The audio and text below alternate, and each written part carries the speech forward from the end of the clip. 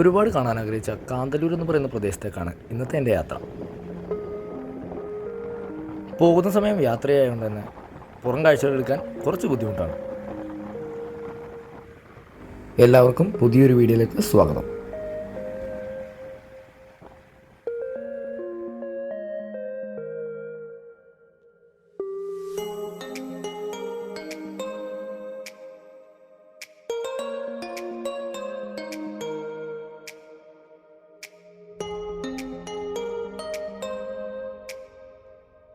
കേരളത്തിലെ ഇടുക്കി ജില്ലയിലെ ദേവികുളം താലൂക്കിലെ കാന്തല്ലൂർ പഞ്ചായത്തിലെ പ്രധാനമായും തമിഴ് സംസാരിക്കുന്ന തമിഴ്നാടുമായി അതിർത്തി പങ്കിടുന്ന ഗ്രാമമാണ് കാന്തല്ലൂർ.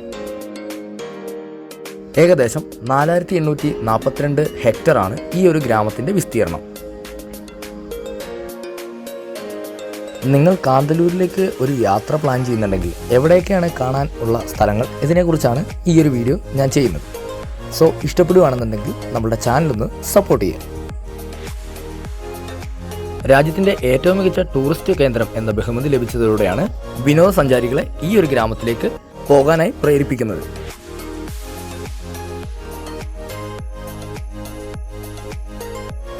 വഴിയോരങ്ങളിലെ ഈ കുരങ്ങന്മാർ ഈ ഒരു ഗ്രാമത്തിൻ്റെ പ്രധാന ആകർഷണം തന്നെയാണ്.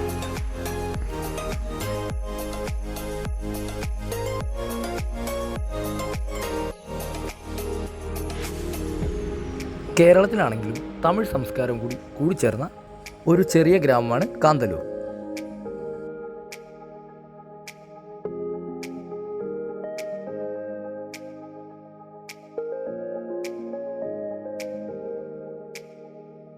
കൃഷിയാണ് കാന്തല്ലൂരിലെ പ്രധാന വരുമാന മാർഗം, മാത്രമല്ല ഒരു ആകർഷണവും കൂടിയാണ്. അതുകൊണ്ട് തന്നെ ഞാൻ ആദ്യം പോയത് അവിടുത്തെ ഒരു ഫ്രൂട്ട്സ് ഗാർഡനിലാണ്. ഈ ഒരു ഗാർഡനിൽ കയറാനായിട്ട് ഒരാൾക്ക് 10 രൂപയാണ് ടിക്കറ്റ് നിരക്ക്. പലതരം പൂക്കളും പച്ചക്കറിയും പഴവർഗ്ഗങ്ങളും നമുക്കിവിടെ കാണാൻ സാധിക്കും.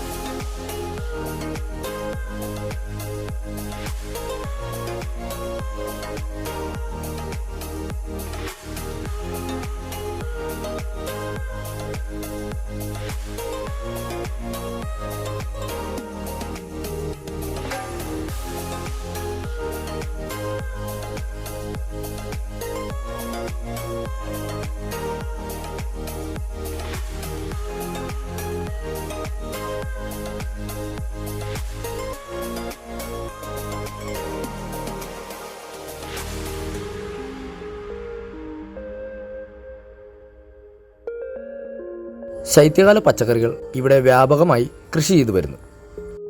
ആപ്പിൾ, പ്ലം, മാതള നാരകം, പേരയ്ക്ക, നെല്ലിക്ക, മുട്ടപ്പഴം, പീച്ച്, കോളിഫ്ലവർ, ക്യാരറ്റ്, ബീൻസ്, ഉരുളക്കിഴങ്ങ്, വെളുത്തുള്ളി, ബീട്രൂട്ട് തുടങ്ങിയ കേരളത്തിൽ കണ്ടുവരുന്നതും അല്ലാത്തതുമായ പഴം പച്ചക്കറികൾ ഇവിടെ കൃഷി ചെയ്തു വരുന്നു. ഓഫ് സീസണിലാണ് ഞങ്ങൾ എത്തിയതുകൊണ്ട് തന്നെ ഇതൊന്നും കാണാനുള്ള ഒരു ഭാഗ്യമില്ലാത്തതിൻ്റെ ഒരു ചെറിയ സങ്കടം ഞങ്ങൾക്ക് എല്ലാവർക്കും ഉണ്ട്.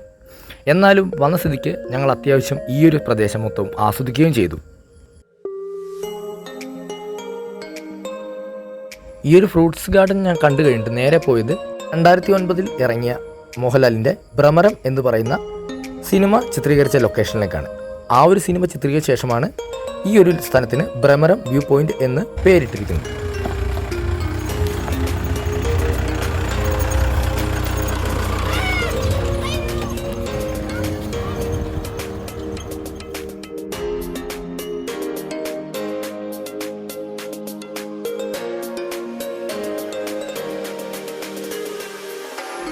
പിന്നീട് ഞാൻ പോയത് കച്ചാരം വെള്ളച്ചാട്ടം എന്ന് പറയുന്ന ഒരു വെള്ളച്ചാട്ടത്തിലേക്കാണ്.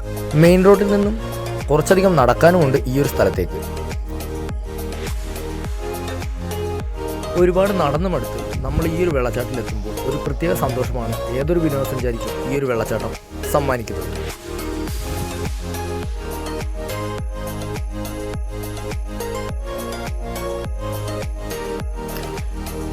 തടി കൊണ്ടുണ്ടാക്കിയ ഈ ഒരു ചെറിയ പാലത്തിൻ്റെ മുകളിൽ കൂടി കയറി പാറയിലൂടെ സഞ്ചരിച്ച് എത്തുമ്പോഴാണ് നമുക്ക് ആ ഒരു വെള്ളച്ചാട്ടം ദൃശ്യമാവുക.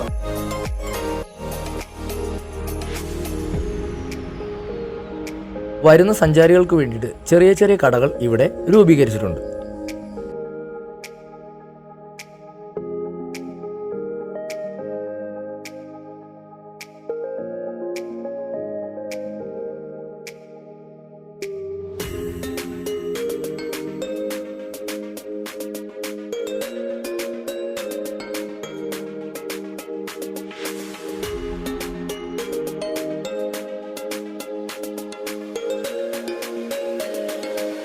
ഞങ്ങളുടെ സ്റ്റേ ഒന്ന് കാണിക്കാതിരിക്കാൻ എന്തായാലും പറ്റത്തില്ല.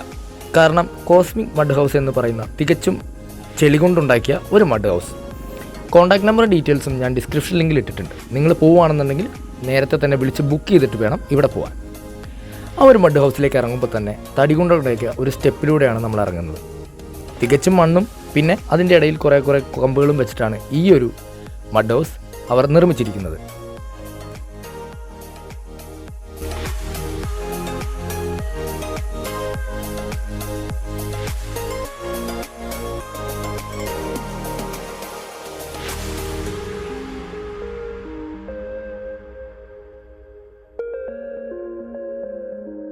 മേൽക്കൂര പൂർണ്ണമായും ഓലയിലും ഭിത്തി ചെളി കൊണ്ടുമാണ് ഈ ഒരു മഡ് ഹൗസ് നിർമ്മിച്ചിരിക്കുന്നത്.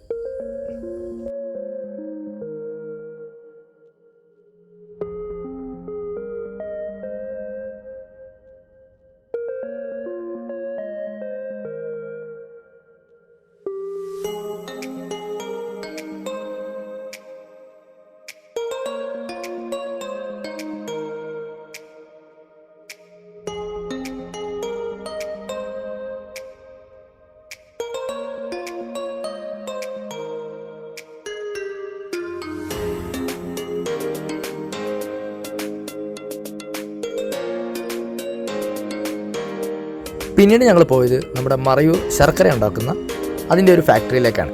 ഫാക്ടറി എന്ന് പറയുമ്പോഴേക്കും ഒരു വലിയ ഫാക്ടറി ഒന്നുമല്ല, ഒരു ചെറുകിട വ്യവസായം പോലെ ചെയ്യുന്ന ഒരു ഫാക്ടറിയാണ്. അവിടെ തന്നെ കൃഷി ചെയ്യുന്ന കരിമ്പിൻ ജ്യൂസും ഇവിടെ ലഭ്യമാണ്. ഏകദേശം 20 രൂപയാണ് ഒരു കരിമ്പിൻ ജ്യൂസിൻ്റെ വില.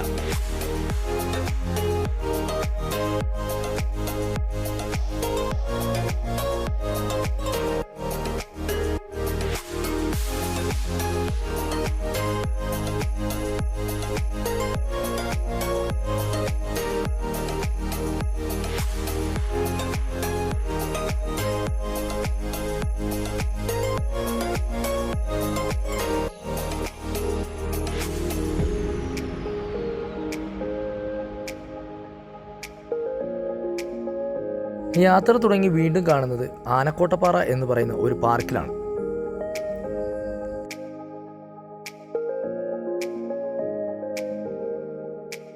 തണുപ്പ് കലർന്ന ഒരു വെയിലായതുകൊണ്ട് തന്നെ സഞ്ചാരികൾ അല്പസമയം ഇവിടെ ചെലവഴിച്ചിട്ട് പോകുന്നു.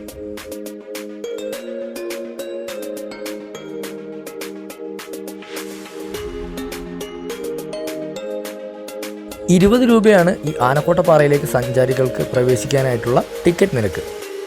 അപ്പോൾ ഇവിടെ തന്നെ എക്കോ ഷോപ്പ് ഉണ്ട് ആനക്കോട്ടുപാറ. അതിൽ കിട്ടുന്ന സാധനങ്ങളുടെ ലിസ്റ്റും അതിൻ്റെ മുമ്പിൽ തന്നെ കൊടുത്തിട്ടുണ്ട്. ആ ഒരു എക്കോ ഷോപ്പിന് മുമ്പിൽ തന്നെ ആനക്കോട്ടപ്പാറയുടെ ചെറിയൊരു മിനിയേച്ചർ അവിടെ രൂപകൽപ്പന ചെയ്തു വെച്ചിട്ടുണ്ട്. കാണികൾക്കായിട്ട് എന്തൊക്കെ സംഭവങ്ങളാണ് അതിൻ്റെ ഉള്ളിൽ കൊടുത്തിരിക്കുന്നത് എന്നുള്ള ചെറിയ വിവരണവും ആ ഒരു മിനിയേച്ചറിൽ എഴുതി വെച്ചിട്ടുണ്ട്.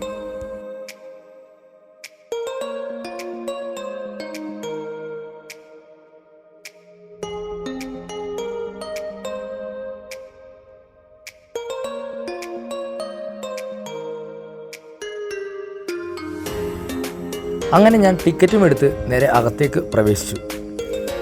ഒരുപാട് ആളുകളാണ് ഈ ഒരു സ്ഥലത്ത് കാണാനായിട്ടെത്തുന്നത്. ഇവിടെ എന്താണ് കാണാനുള്ളതെന്ന് ഇങ്ങനെ ചിന്തിച്ച് നടക്കുമ്പോഴാണ് നമ്മൾ മുമ്പിൽ കുറച്ച് കല്ലുകൊണ്ട് പണിത കുറച്ച് സാധനങ്ങൾ കണ്ടത്. ഈ കാണുന്ന കല്ലുകൊണ്ടുണ്ടാക്കിയ ഈ ഒരു സംഭവം എന്താണെന്ന് ഇങ്ങനെ ആലോചിച്ച് നിൽക്കുമ്പോഴാണ് കൂടെ വന്ന ഒരു സഞ്ചാരി പറഞ്ഞു തന്നത് ഇത് കാന്തല്ലൂരിലെ ചരിത്രാതീത കാലത്തെ മുനിയറകളാണ്. ഈ മുനിയറകൾ ശരിക്കും ഇവിടെ വരുന്ന യാത്രക്കാരെ ആകർഷണം ചെയ്യുന്നു.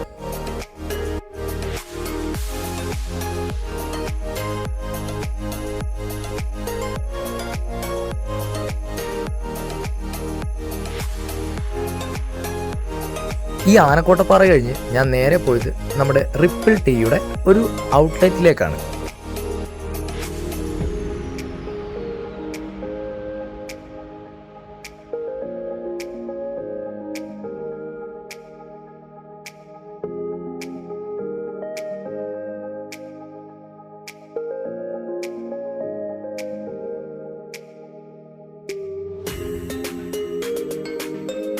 ഈ ഒരു ഔട്ട്ലെറ്റിൻ്റെ ഉള്ളിലേക്ക് കയറുമ്പോൾ തന്നെ ഈ ഒരു പേരിലുള്ള പല പ്രൊഡക്ട്സാണ് നമുക്കിവിടെ കാണാനാവുന്നത്.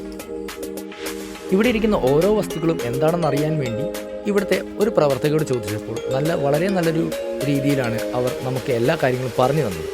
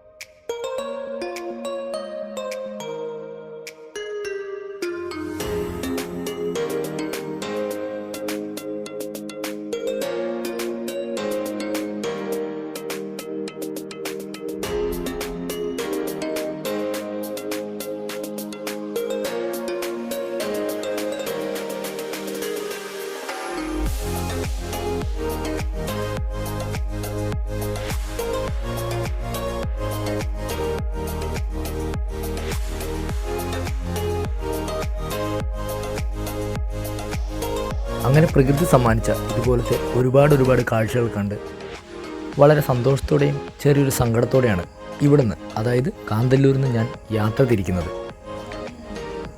എന്തുകൊണ്ടും നിങ്ങൾ ഈ ഒരു പ്രദേശത്ത് വരികയാണെന്നുണ്ടെങ്കിൽ ഇതുപോലത്തെ പ്രകൃതി സമ്മാനിക്കുന്ന ഈ കാഴ്ചകളെല്ലാം കാണാനായി ശ്രമിക്കുക.